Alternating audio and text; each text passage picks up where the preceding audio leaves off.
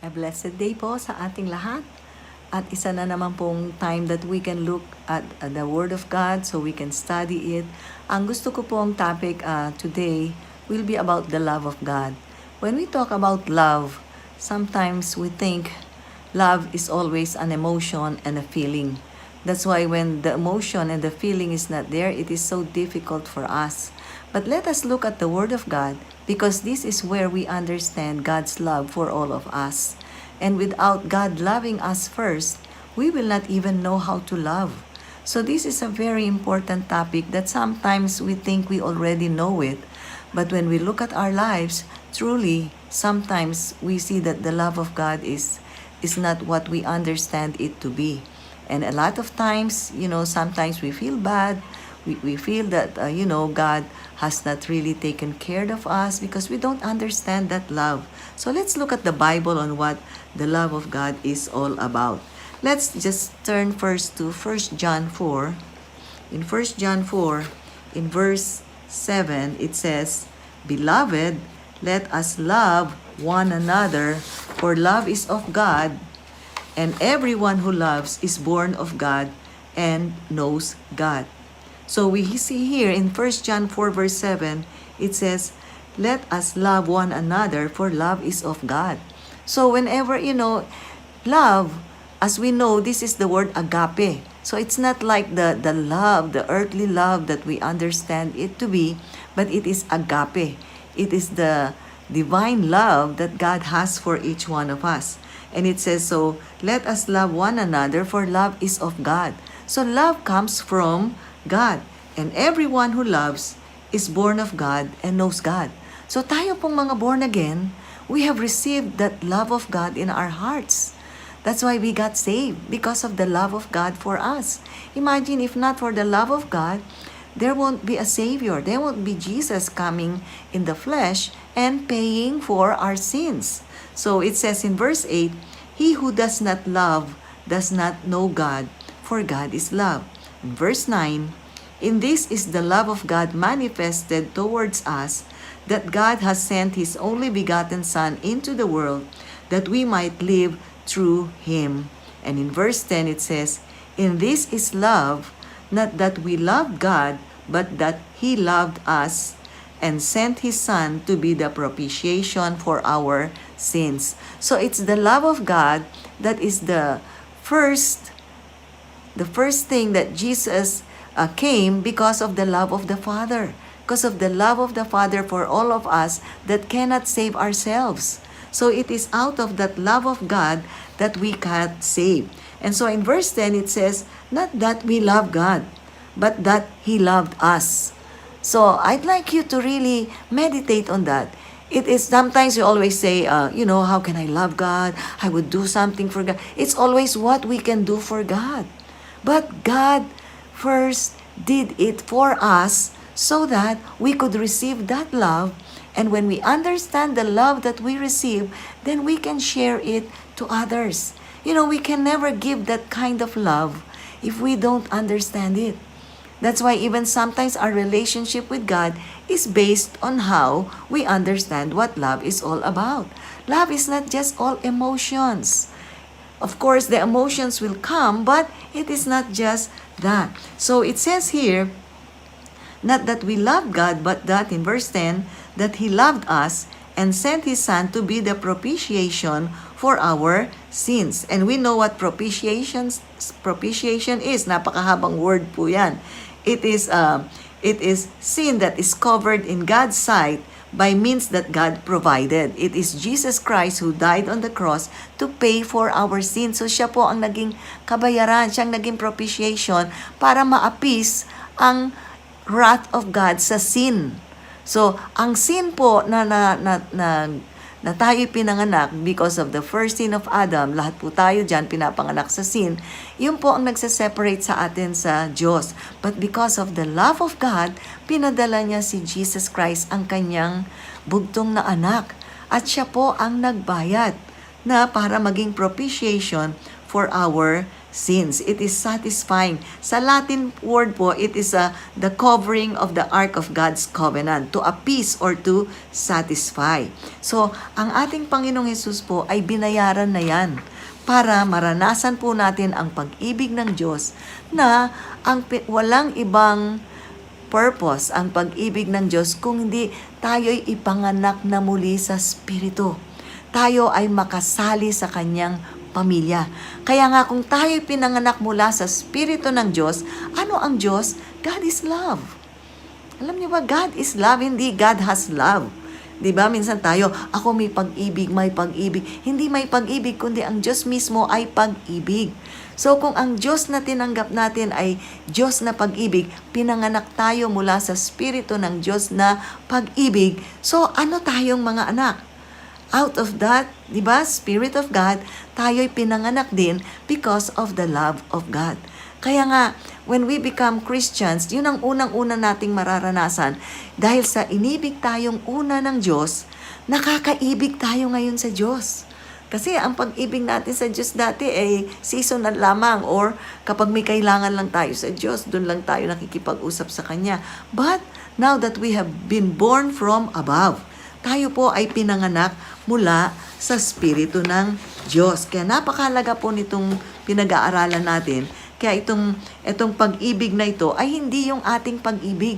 Ang pag-ibig po ng tao ay very conditional. So, ang pag-ibig po ng Diyos, the highest form of love, will do everything for the beloved. Gagawin po niyang lahat para sa kanyang minamahal. Kaya, ito po ang God's love. So, to know God's love, to understand God's love, will make us full, will make us complete na may maibibigay tayo sa iba. Alam niyo, pag hindi natin natanggap yan, or hindi natin talagang nauunawaan, very limited ang kaalaman natin sa pag-ibig ng Diyos. Alam niyo ba, sa buong buhay natin dito sa earth, hindi natin mapapatunayan or mauunawaan ang kabuuan ng pag-ibig ng Diyos. Kaya pag tayo po ay pumunta na sa eternity, mamamangha pa rin tayo sa pag-ibig ng Diyos.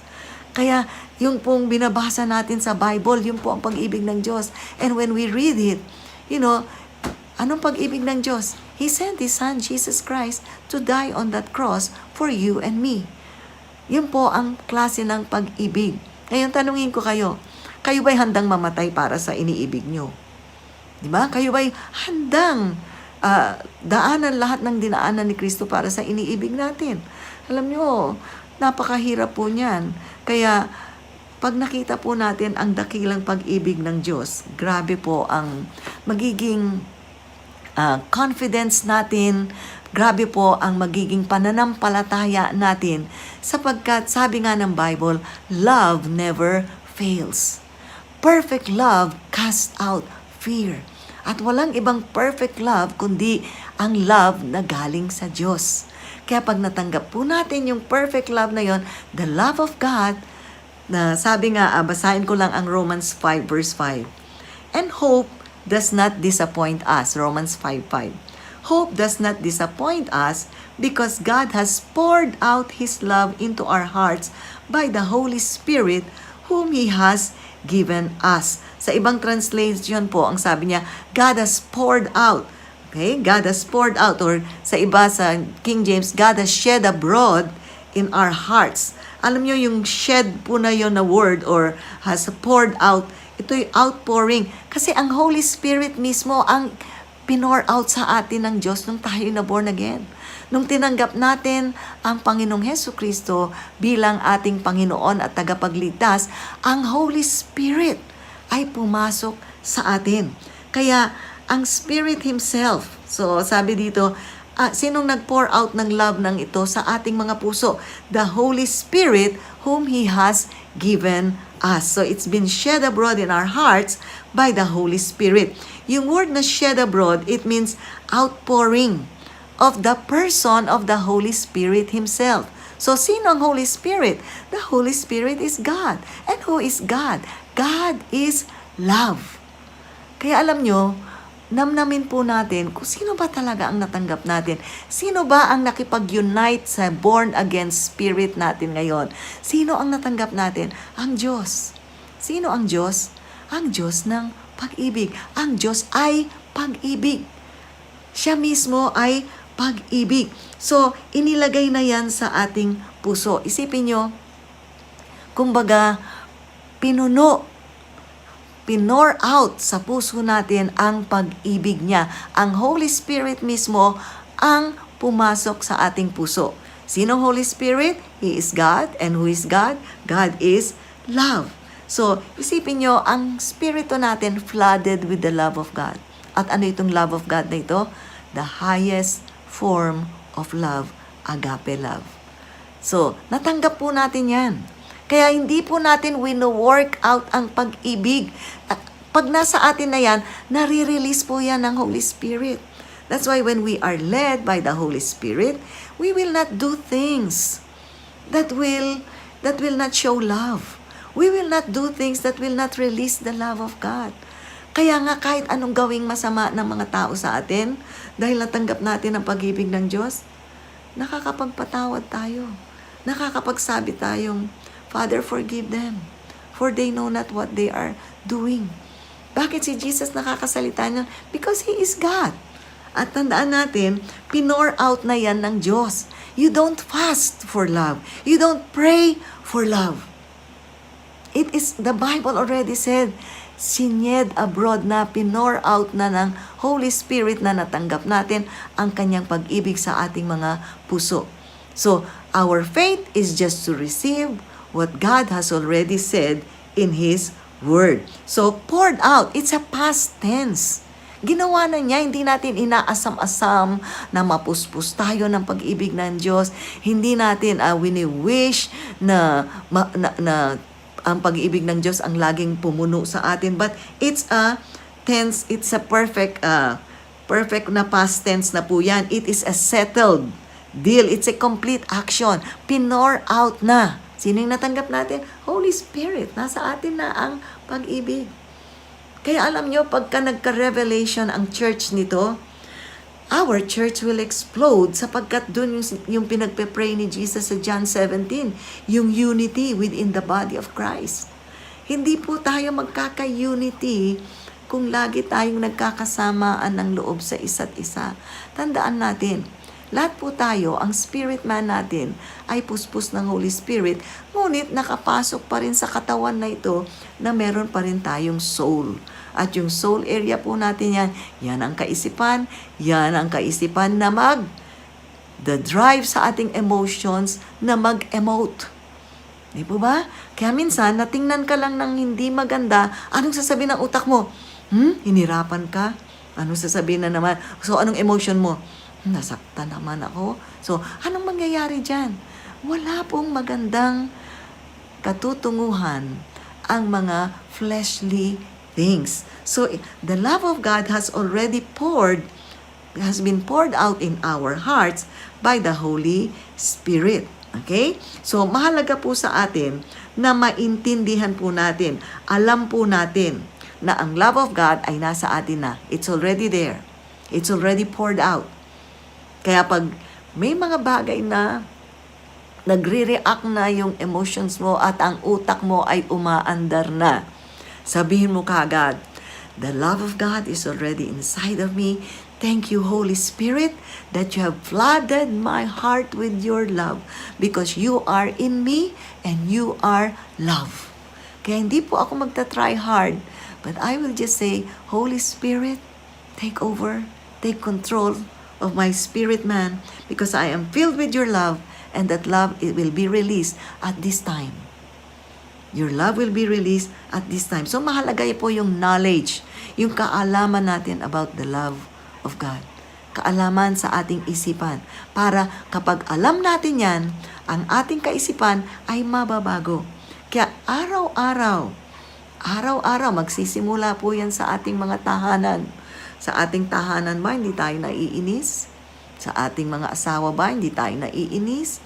Sa ating mga anak ba, laging overflowing ng love and happiness? Sa simbahan ba, pagpunta nating simbahan, hindi po ba tayo nasasaktan? Hindi po ba tayo nagkakaroon ng mga conflicts? So we will go through all of this. Okay? But once we understand that we are flooded, we are full of the Holy Spirit, we are full of the love of God in our hearts, we will start to enjoy releasing that love to people that are difficult to deal with. So tandaan po natin, there will be a lot of people because we are all different. God created all of us unique. We are fearfully and wonderfully made. So each of us are unique. We are not all alike. Thank God, we are not all alike. Di ba? Pasalamat tayo sa Diyos, hindi tayo pare-pareho. Kundi, para tayong lahat ng mga robots na alam na natin kung ano yung kilos ng isa, alam na natin kung ano yung isasagot. But, life can be very exciting because many times, and most of the time, we will need to allow that love of God to be released. We will need to think in our minds, I already have the love of God. I am already filled with the Holy Spirit, and I am filled with the love of God. I already received the love of God when I received the Lord Jesus Christ. Sipin nyo, it was that love that sent Jesus to die for our sins. So, napakahalaga po na yung knowledge na yon, mahalaga po sa atin na lagi nating inaalala. It is the Holy Spirit that sheds the love of God abroad in our hearts. So, kailangan pong may knowledge and understanding tayo about the love of God. Now, let's just turn to Ephesians 3 verse 14. Sa Ephesians 3 verse 14, I would just like to read from the New Living Translation Bible. It says in Ephesians 3:14, "When I think of all this, I fall to my knees and pray to the Father, the creator of everything in heaven and on earth." Verse 16, "I pray that from His glorious unlimited resources, He will empower you with inner strength through His Spirit." So isipin nyo, ang ating glorious Father. Sabi dito, I pray na ang ating Ama sa langit, the creator of everything in heaven and on earth, sabi niya, and from His glorious unlimited resources, He will empower you with His inner strength. Kaninong inner strength ang ibibigay sa atin? Galing sa Kanya, through the Holy Spirit. Kaya nga ang iniwanan sa atin ni Jesus when He ascended into heaven. Sabi nga niya sa mga disciples niya, mag-antay kayo hanggang sa dumating sa inyo ang Holy Spirit. At tayo po na na-born again, we have been sealed with the Holy Spirit of God. Tayo po ay, yung spirit man natin is united with the Holy Spirit. So sabi dito, ini-empower niya tayo with inner strength. Kaya alam nyo, ang kalakasan galing sa loob natin. Huwag kayong maghanap ng kalakasan kung kani-kanino pa. We will be disappointed. Di po ba minsan naghahanap tayo ng comfort, ng consolation from other people? We will get disappointed. But, anong sabi dito? From His, in verse 16, underline niyo po yan sa Bible niyo. From His glorious, unlimited resources, He will empower you with inner strength. Kaya magiging matatag po tayo sa kalooban natin, sa pagkatao natin, through His Spirit, through the Holy Spirit. Hindi po natin kagagawan ito. Ang Holy Spirit na nakatira po sa atin. Verse 17, then Christ, sabi dito, then Christ will make His home in your hearts. As you trust Him, your roots will grow down into God's love.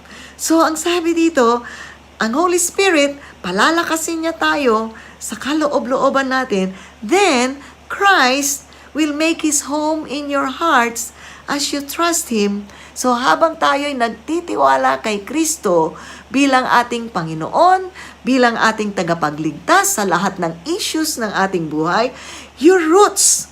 So, uugat daw tayo, ang lumalalim ang ugat natin. Your roots will grow down into God's love.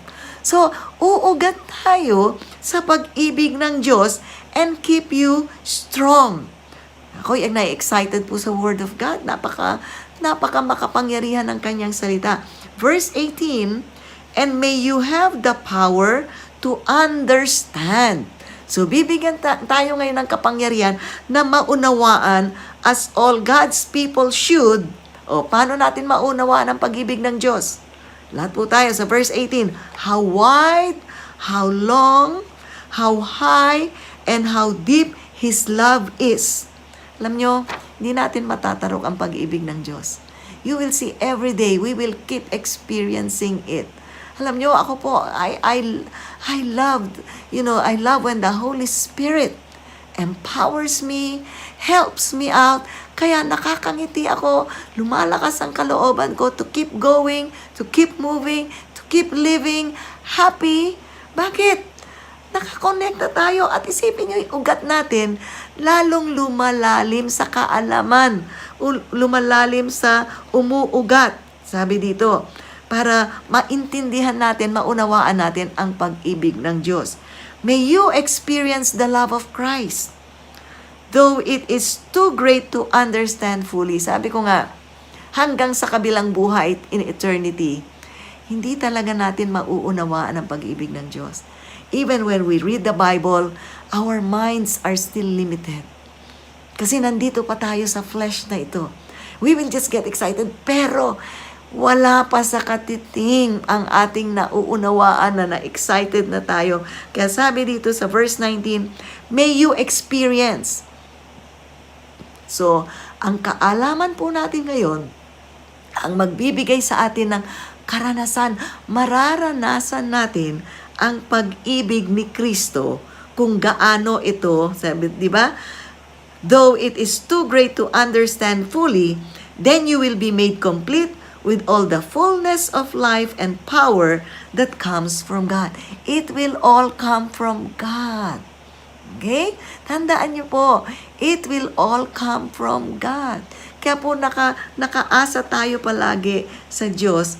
Napakaganda po na ito pong binabasa nating ito sa Ephesians. Ako po ay talagang masyadong na-excited. At tiningnan ko rin po ito sa Passion Translation. So, basahin ko po sa Passion Translation. Ang sabi po dito, so I kneel humbly in awe before the Father of our Lord Jesus Christ, the Messiah.